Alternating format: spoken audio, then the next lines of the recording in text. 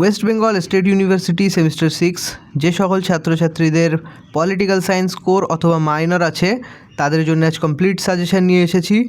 যেহেতু তোমাদের সিলেবাসে পরিবর্তন হয়েছে, অর্থাৎ তোমাদের 10 নম্বর আছে, 5 নম্বরগুলো এখন আর নেই, 10 নম্বর এবং 2 নম্বর। তো তোমাদের 10 নম্বর সকল সাজেশন পেয়ে যাবে আজ। 2 নম্বরেরগুলো অলরেডি টেলিগ্রামে আপলোড করে দিয়েছি এবং এই 10 নম্বরের যে প্রশ্নগুলো আছে এর উত্তরও তোমরা টেলিগ্রাম থেকে পিডিএফ ডাউনলোড করে নিতে পারবে। শেষে দেখিয়ে দেবো কেমনভাবে ডাউনলোড করবে। চলো প্রশ্নগুলো আগে দেখে নিই। প্রথম প্রশ্ন যেটা আছে সেটা হচ্ছে ভারতীয় আমলাতন্ত্রের বিবর্তন আলোচনা করো। ব্রিটিশ আমল থেকে বর্তমান সময় পর্যন্ত নিয়োগ, প্রশিক্ষণ ও ভূমিকার ধারাবাহিকতা আলোচনা। ভারতীয় সিভিল সার্ভিসের বৈশিষ্ট্য, কার্যাবলী আলোচনা করো। আধুনিক লোককল্যাণমূলক রাষ্ট্রে এর গুরুত্ব আলোচনা। ভারতের উচ্চপদস্থ সরকারি কর্মচারী নিয়োগ, প্রশিক্ষণ আলোচনা করো। এই প্রসঙ্গে ইউপিএসসির ভূমিকা, খুব ইম্পর্ট্যান্ট কোয়েশ্চেন, 2-এর দাগ এবং 3-এর দাগ ছাড়া যাবে না, এই দুটো কোয়েশ্চেন খুব ইম্পর্ট্যান্ট। তারপর আছে স্টেট পাবলিক সার্ভিস বা এসপিএসসি এর গঠন, কার্যাবলী, গুরুত্ব আলোচনা করো। ইউপিএসসি এবং স্টেট পিএসসির মধ্যে পার্থক্য যেটা, কেন্দ্রীয় প্রশাসনে প্রধানমন্ত্রী পিএমও অফিসের গঠন, কার্যাবলী, খুব ইম্পর্ট্যান্ট কোয়েশ্চেন। 6 নম্বর তোমাদের আছে কেন্দ্রীয় প্রশাসনের নীতি নির্ধারণ সমন্বয়ের ক্ষেত্রে ক্যাবিনেটের সচিবালয়ের ভূমিকা আলোচনা করো। ক্যাবিনেট সচিবালয়ের অবস্থান এবং গুরুত্ব মূল্যায়ন করো। রাজ্য প্রশাসনের মুখ্য সচিবের ক্ষমতা তেমন ইম্পর্টেন্ট না, 6-7-এর দাগ।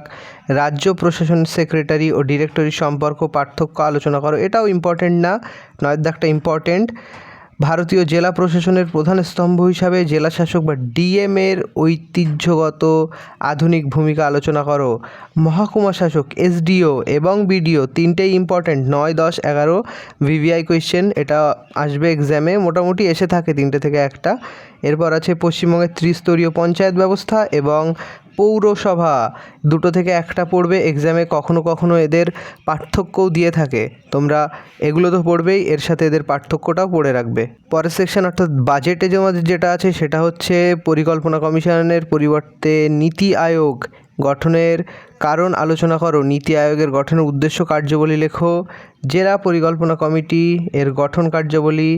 বাজেট ইম্পর্টেন্ট, 14-এর দাগ এবং 16-এর দাগ, অর্থাৎ নীতি আয়োগ এবং বাজেট, ভারতের বাজেট প্রস্তুতকরণ, এটা ইম্পর্টেন্ট কোয়েশ্চেন।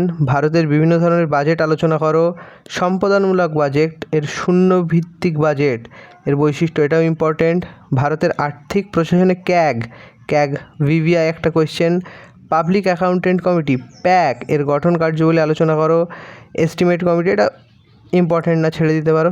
জননীতি বলতে কী বোঝো? জননীতি প্রণয়নের ধাপসমূহ, ভারতের জননীতি নির্ধারণের প্রধান মাধ্যমগুলি আলোচনা করো, এটাও একটা ভিভিআই কোয়েশ্চেন। তো তোমাদের ইউনিট 2 থেকে 14, 16, 18, 19 এই 4-5টা কোয়েশ্চেন ভালোভাবে দেখে যাবে এবং আগের ইউনিটের প্রশ্নগুলো যেগুলো ইম্পর্টেন্ট বলে দিয়েছি সব প্রশ্নের উত্তর তোমরা টেলিগ্রামে পেয়ে যাবে। তোমরা কীভাবে ডাউনলোড করবে চলো দেখে নাও।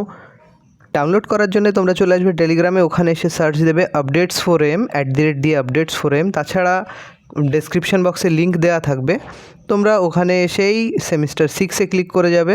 সেমিস্টার 6-এ ক্লিক করলে তোমরা দেখতে পাবে এখানে পলিটিক্যাল সায়েন্স এখানে অ্যাড আছে তোমাদের, এছাড়া এডুকেশন আপাতত অ্যাড করেছি এবং অন্যান্য সাবজেক্ট খুব শীঘ্রই অ্যাড করে দেবো। তো তোমাদের অন্য কোথাও যাওয়ার দরকার নেই, চ্যানেলে চলে আসলেই তোমরা কমপ্লিট নোট সব পেয়ে যাবে। দেখা হচ্ছে পরের ভিডিওতে, আজকের ভিডিওতে এই পর্যন্ত।